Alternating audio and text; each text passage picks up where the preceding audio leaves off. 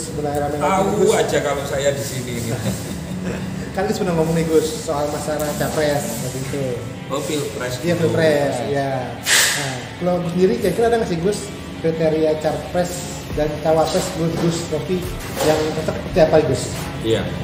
Jadi kalau kita berbicara pilpres, di mana yang akan datang ini semua masyarakat Indonesia akan menghadapi pesta demokrasi. Nah, bagaimana pesta demokrasi ini betul-betul bisa dinikmati oleh masyarakat dengan riang gembira.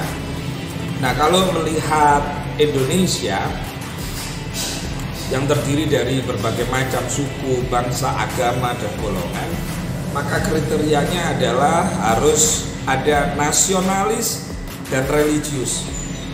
Tidak bisa hanya nasionalis saja yang memimpin, tapi harus ada perwakilan nasionalis dan perwakilan religius. Nah, yang muncul sekarang ini seperti Pak Prabowo, Pak Ganjar, terus Pak Anies misalnya, ini masih mencerminkan sosok yang nasionalis, tapi tidak religius. Religius artinya betul-betul beliau memahami tentang agama, warok, masalah fikih, masalah ilmu-ilmu agama tentang ekonomi. Nah, ini harus ada. Karena apa? Karena di Indonesia ini mayoritas masyarakatnya adalah Muslim, Islam. Jadi jangan sampai ke depan ini memilih sosok yang hanya nasionalis saja, tapi pilihlah sosok yang nasionalis dan religius. Gitu. Berarti menurut Gus apakah ini perlu seperti kemarin Pak Jokowi sampai saya dari ada sosok yang mendampingi yang religius seperti itu Gus? Nah, itu benar. NU ini berarti kita berbicara Nahdlatul Ulama. Nahdlatul Ulama adalah bukan hanya menjadi ormas terbesar di Indonesia, tetapi Nahdlatul Ulama menjadi ormas terbesar seluruh dunia dan moderat. Jangan kalau ketemu kiai-kiai NU pasti menyenangkan orang, tidak kaku, tidak gampang mengkafir-kafirkan.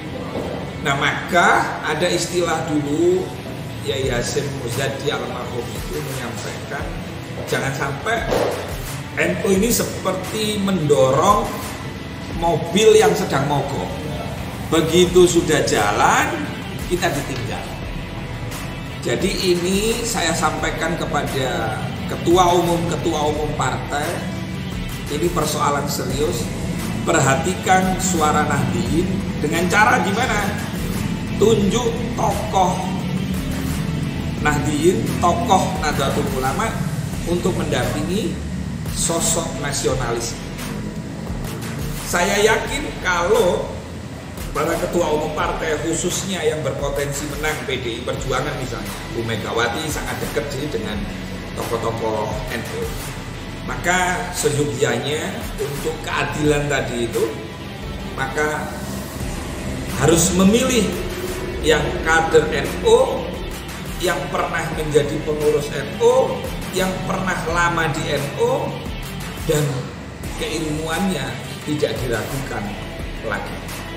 Ini hanya saran loh ya, untuk supaya menang. Karena biasanya NU itu, contoh Yai Ma'ruf Amin, walaupun beliau kemarin itu dianggap sepuh, tapi melekat dia sebagai waroknya NU, tokohnya NU, maka NU yang di laut, di bumi, di darat, di gunung, dia menyatu Pak. Dan hasilnya seperti yang Anda rasakan, menang gitu. Kira-kira ada nggak sih Gus sosok ulama yang cocok menurut Gus? Iya. Di NU itu banyak orang-orang alim. Ada yang bukan kader misalnya, tetapi dia NU. Seperti gimana ya kriterianya? Pokoknya harus yang cari yang alim, yang warok, dan yang mampu menghadapi kelompok-kelompok ekstrim, kelompok-kelompok radikal. Sampai tahu sendiri kan kemarin ada gerakan People Power yang digalang oleh Majelis Syuro Partai U, tapi kan akhirnya gagal.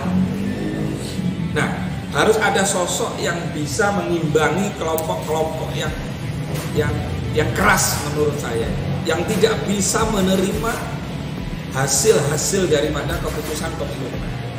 Maka sosok itu ciri-cirinya ya, namanya kita alim dan warok, tentu dia harus di organisasi betul-betul pengalaman banget, di pemerintahan juga dia ngerti banget, ya minimal gelarnya Profesor Doktor Kiai Haji. Udah cari aja siapa di NU yang Profesor Doktor Kiai Haji, jadi nggak ragu gitu loh, memang betul-betul alim dan warok dan wani. Paling penting itu wani. Betul kata Pak Jokowi, harus punya nyali untuk memimpin Indonesia. So kalau nggak punya nyali, nanti gampang diombang-ambingkan, terutama dari dalam negeri maupun luar negeri. Ya. Terakhir Gus, mungkin Gus ada pesan untuk ini suhu yang mulai agak panas nih Gus. Ya Pak? Yang mulai agak memanas nih, tahun mulai memanas nih. Berarti pas sekarang ini nih. Tadi Gus belakang mulai ada power seperti itu gimana Gus? Jadi begini, kenapa saya kok mengusulkan kepada para ketua umum partai? Karena NU ini Pak, makanya orang mau goncang Indonesia itu berat sekali, sulit sekali.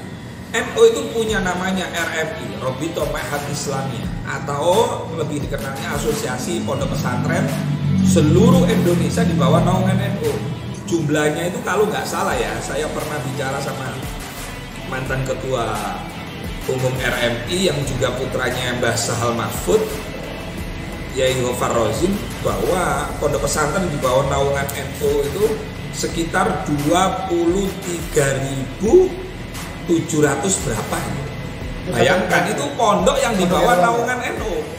Belum semua artinya ya? Iya, itu belum umat-umatnya, itu pondok pesantrennya. Artinya alumninya berapa? Jadi saya mengusulkan seperti ini agar supaya apa? Agar supaya Indonesia ini betul-betul tidak mudah digoyangkan. Karena NU ini membawai pesantren. Jadi kalau milih calon wakil presiden, kalau tidak bisa capres, maka wapresnya harus dari tokoh Nahdliyin yang punya nyali, punya ilmu dan warok. Warok itu wis ahlinya ahli, pakarnya pakar. Gitu ya. Oke. Inisialnya Profesor Doktor Kiai Haji. Wis sudah, gitu ya.